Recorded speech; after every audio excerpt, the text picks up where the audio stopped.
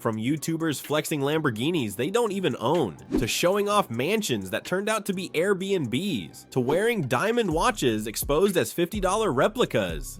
On YouTube, luxury sells, and faking luxury sells even faster, because while millions of fans believe they're watching millionaires live their dream lives, behind the scenes it's all staged, rented, borrowed, or straight up fake. Over the years, some of the biggest creators in the world have been exposed for faking their riches. Some lost all their credibility, some disappeared from the internet completely, and others are still pretending to this very day. Here are 7 YouTubers who got exposed for faking luxury, starting with one of the most famous groups in YouTube history. FaZe Clan was once seen as the ultimate YouTube success story, a group of gamers who turned trick shots and live streams into a billion-dollar empire, with private jets, Hollywood mansions, and garages full of supercars. But behind the flashy Instagram posts and music video style house tours, the truth was way less glamorous, because most of those FaZe mansions, they weren't owned at all, they were rented, and the moment the cameras were off, furniture was getting moved out, leases were expiring, and members were scrambling to keep up the image. It got even worse when FaZe K was caught in CoffeeZilla's Save the Kids crypto scam. Fans realized that some of the luxury lifestyle wasn't built on gaming success, but on shady schemes that cost their own supporters money. Even FaZe's cars weren't always what they seemed. Multiple fans pointed out that the same exotic vehicles kept appearing across different members' videos, hinting they were borrowed from dealerships or rented just for flexing. For years, viewers believed FaZe was living the dream, and if FaZe Clan's downfall taught fans anything, it's this: sometimes the richest looking YouTubers are the ones struggling the most behind the scenes.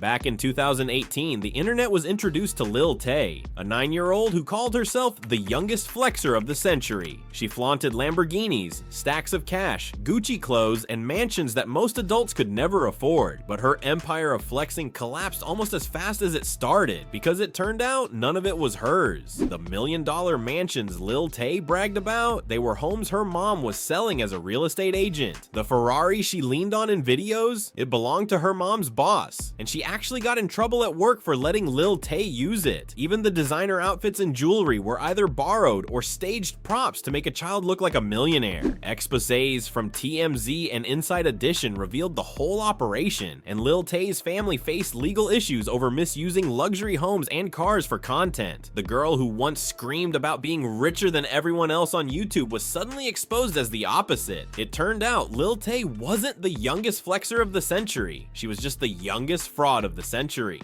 If you've ever searched Dubai supercars on YouTube, chances are you've stumbled across Mo Vlogs. He built a massive audience showing off Bugattis, Lamborghinis, Ferraris, and a lifestyle that made Dubai look like a billionaire's playground. But here's the catch: a lot of that luxury wasn't his. Dubai is one of the easiest places in the world to rent exotic cars for a day, and many of the vehicles Mo flaunted in his videos weren't bought but borrowed. Fans began noticing that the same cars would appear in different YouTubers' videos from the exact same rental companies. Even the giant Dubai mansion he claimed as his home, exposed as a temporary rental villa used by countless influencers to film rich lifestyle content. His thumbnails, titles, and over-the-top flexing created the illusion that he was living a billionaire lifestyle. But once fans caught on, the comments shifted from admiration to mockery, calling him out as the king of rented luxury.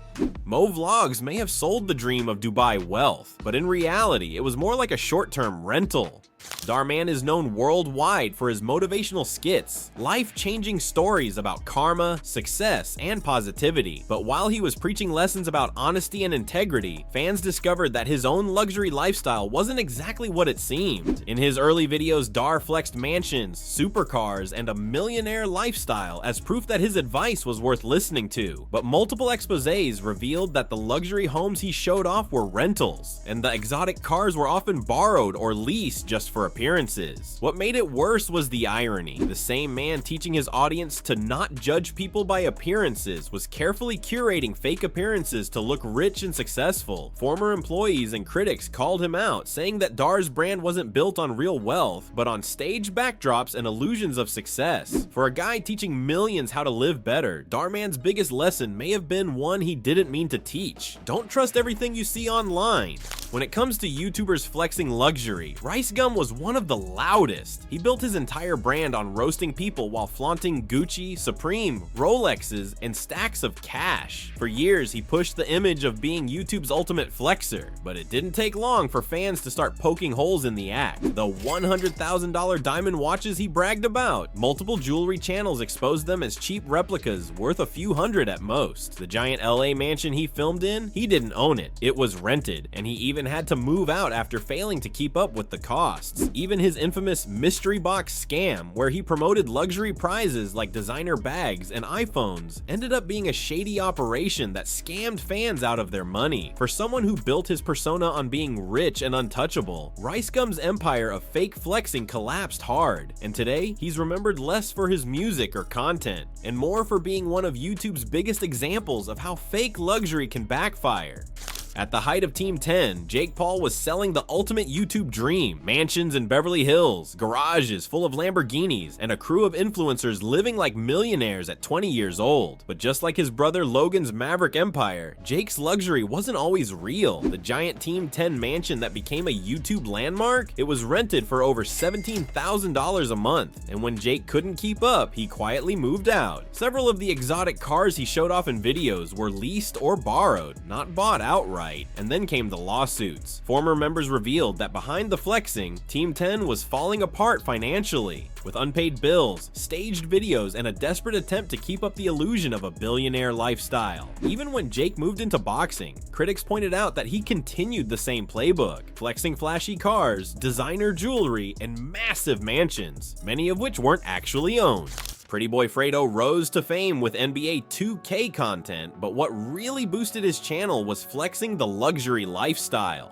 Fast cars, designer clothes, giant houses, and cash giveaways. He made viewers believe he was living like a superstar, but the cracks started showing fast. Multiple former collaborators exposed Fredo for staging luxury content, from renting sports cars for a few hours, to flexing mansions he didn't own, to faking giveaways where fans never received the prizes he promised. Even the cash challenges he filmed were accused of being staged with fake money. Worse, several ex-members of his group, SSHH, came forward claiming Fredo manipulated fans, scammed business deals, and used fake props to maintain the image of wealth. The more fans looked into his lifestyle, the more it seemed like a carefully built illusion. Today, his reputation is scarred, not because of gaming, but because viewers can't unsee how much of his rich life was faked for the camera.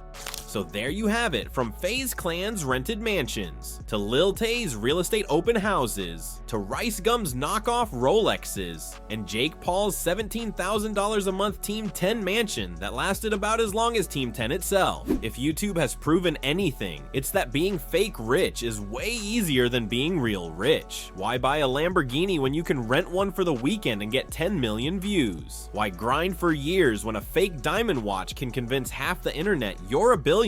But the truth always slips out, and when it does, the same fans who once believed the dream are the first ones laughing at the downfall. Because at the end of the day, YouTube luxury isn't about who's actually rich, it's about who can fake it the best until they get exposed.